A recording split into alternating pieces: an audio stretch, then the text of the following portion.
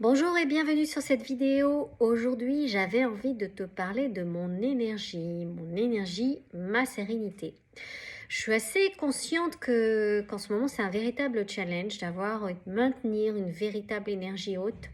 Et c'est pour cette raison que me suis sentie inspirée aujourd'hui à partager avec toi 5 clés qui pourront t'aider à maintenir ton taux, ton énergie dans une énergie haute.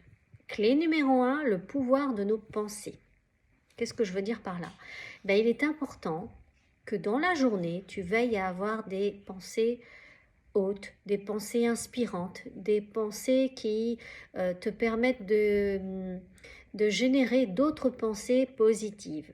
Donc, prends conscience du fil de tes pensées et où vont la plupart du temps tes pensées et veille à les canaliser et veille à les maîtriser de manière à ce que tu puisses avoir des pensées hautes et inspirantes.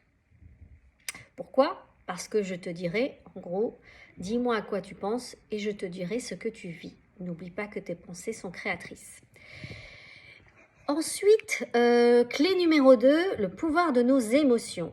Alors, je n'ai pas besoin de te citer, je crois que c'est Tony Robbins qui en parlait et qui disait que la qualité de ta vie dépend de la qualité de tes émotions. Et honnêtement, avec cette phrase, pour moi, il résume en gros ce qui se joue.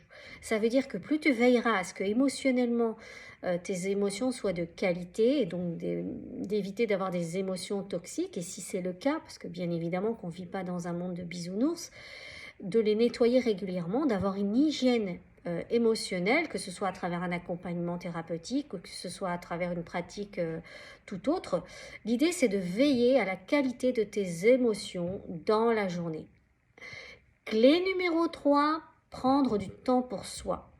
Souvent, on est en mode réaction, c'est-à-dire qu'on se réveille, on rentre dans la vie sans pour autant, prendre du temps pour soi, du temps pour se reconnecter à son temple intérieur, du temps pour vraiment, se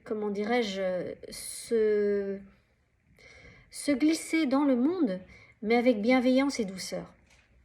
Alors des gens le font à travers le Miracle Morning que je vous invite à lire si toutefois vous n'aviez pas acheté ce livre de Hal Herold où il explique les cinq savers qui te permettent de t'aligner, d'être plus efficient dans ta journée. Mais moi aujourd'hui, je veux simplement te donner le conseil, la clé de prendre du temps pour soi à travers la matinée, c'est-à-dire de prendre 10 minutes, de prendre 15 minutes en faisant quelque chose pour toi qui te permette de te connecter à ton temple intérieur. Ce sera déjà un bon début. Clé numéro 4, le pouvoir de la gratitude. Alors, c'est un exercice que j'adore particulièrement faire. Pourquoi? Parce que c'est l'un des exercices les plus puissants en énergétique. Parce que plus tu te connectes et tu es reconnaissant, plus tu es dans l'appréciation. On ne peut pas vibrer la colère et l'appréciation. Ça ne coïncide pas et ça ne colle pas.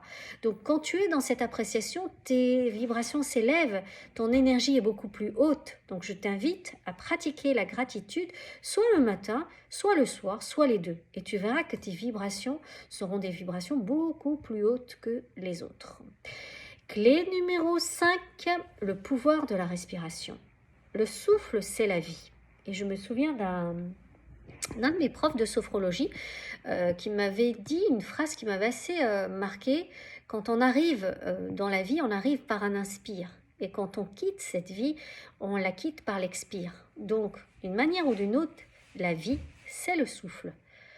Donc, ça veut dire quoi? Ça veut dire prends le temps de mettre ta conscience et de faire des exercices de respiration. Et de te centrer sur le bassin et sur le souffle. Et en faisant quelques exercices de respiration, tu vas élever ton taux vibratoire et tu vas davantage te centrer, te connecter à ta neutralité, à ton bassin, à cet endroit où règne la paix. Et plus souvent tu le feras par la respiration, plus ce sera agréable pour toi et tu en ressortiras les bienfaits. N'hésite pas aussi à prendre sur YouTube des exercices de cohérence cardiaque et tu verras à ce moment-là que ça te sera particulièrement utile. Donc, voici les 5 clés. Je les récapitule. Le pouvoir de tes pensées. fais attention à tes pensées. Le pouvoir de tes émotions, fais attention à tes émotions. Le pouvoir de prendre du temps pour soi, de se dédier, de s'allouer du temps pour soi. La clé numéro 4, le pouvoir de la gratitude. Et la clé numéro 5, le pouvoir du souffle et de la respiration.